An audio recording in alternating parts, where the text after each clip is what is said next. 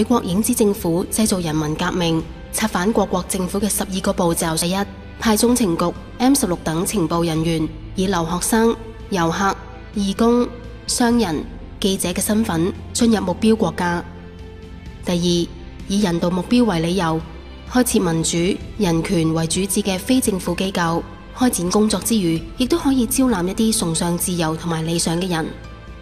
第三，開始喺當地招攬一啲叛徒，尤其係學者、政客、記者、軍人等，可以係賄賂嘅方式，或者係揾出佢哋嘅罪證以控制佢哋。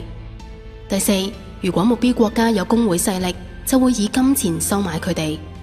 第五，為革命創作或者選擇一種象徵顏色或者鮮明嘅口號，例如1968年嘅布拉格之春、1989年東歐嘅天鵝絨革命、2003年格魯吉亞嘅玫瑰革命、2005年黎巴嫩嘅雪杉革命、烏克蘭嘅橙色革命、伊朗嘅綠色革命、茉莉花革命、阿拉伯之春，甚至香港嘅雨傘革命。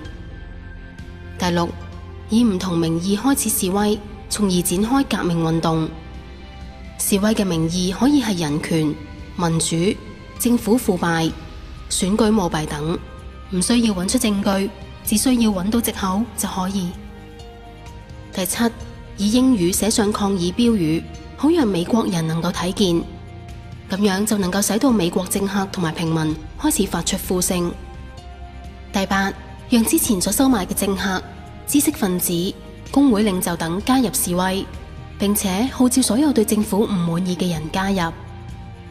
第九，美國同埋歐洲嘅主流傳媒配合，不斷強調呢一場革命係因為各種唔公平所導致，從而獲得大多數人嘅支持。第十，當全世界都注視，就製造偽旗行動，拍攝人民被打壓嘅影像，以動搖目標政府，令政府失去人民嘅支持。第十一，派出一啲引發暴亂嘅演員，以武力挑釁警方，迫使警方使用武力鎮壓，咁樣就可以使呢個政府失去其他國家嘅支持，被國際社會認為係非法政權。第十二，運用政客到美國、歐盟、聯合國等地方陳情，使到目標政府受到國際經濟制裁，設立禁飛區，甚至協助空襲及供應武器俾叛軍。如果上述12個步驟都未能夠成功推翻目標政府，咁樣就讓美國尋找一個藉口作軍事介入，以武力推翻目標國家。事實上，呢12點亦都非常有效同埋成功。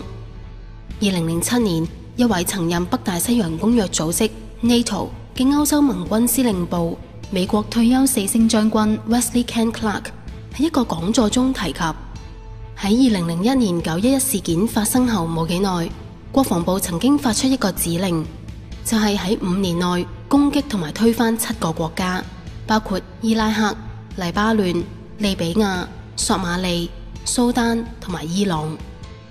雖然呢個國防計劃並未有喺5年內完成，但係10多年之後，根據呢12個步驟，美國藉住阿拉伯之春同埋反恐戰爭，呢7個國家有啲已經被推翻，有啲陷入內戰，有啲亦都已經係崩潰嘅邊緣。因此，世界局勢、國家嘅被推翻，並唔係人民作出偶然或者自發嘅行動而造成，相反係經過精心策劃同埋計算。事實上，如果要推翻一個國家，以內部革命導致崩潰嘅方式，遠比出兵攻打便宜得多。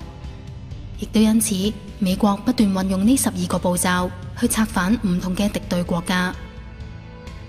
What happened in 9/11 is we didn't have a strategy, we didn't have bipartisan agreement, we didn't have American understanding of it, and we had instead a policy coup in this country. A coup, a policy coup. Some hard-nosed people took over the direction of American policy, and they never bothered to inform the rest of us. I went through the Pentagon 10 days after 9/11. I couldn't stay away from Mother Army. I went back there to see Don Rumsfeld. I'd worked for him as a White House fellow in the 1970s. All this is in the book. And I said, am I doing okay on CNN? He said, yeah, fine. He said, I'm thinking about it. He says, I read your book, and he said, this is a book that talks about the Kosovo campaign, and he said, I just want to tell you, he said, nobody's going to tell us where or when we can bomb. Nobody. He said, I'm thinking of calling this a floating coalition. What do you think about that? I said, well, sir, thanks for reading my book, and, he said, thanks, that's all the time I've got. Really?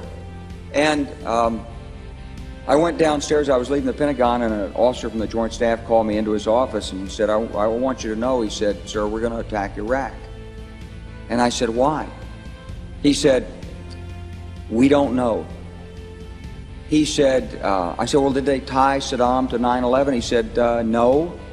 He said, but I guess they don't know what to do about terrorism, and so they think, but they can attack states, and they want to look strong, and so I guess they think if they take down a state, it will intimidate the terrorists. And you know, it's like that old saying, he said, if the only tool you have is a hammer, then every problem has to be a nail.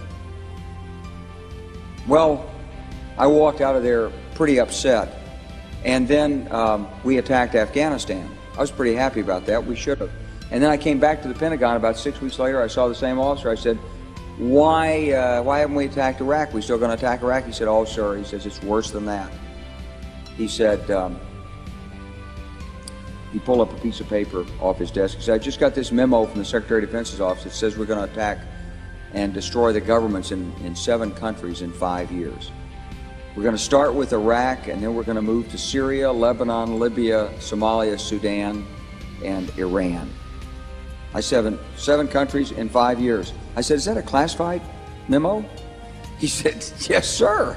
I said, well, don't show it to me. He was about to show it to me. He said, because I want to talk about it. And I sat on this information for a long time, for about 6 or 8 months. I was so stunned by this, I couldn't begin to talk about it. And I couldn't believe it would really be true.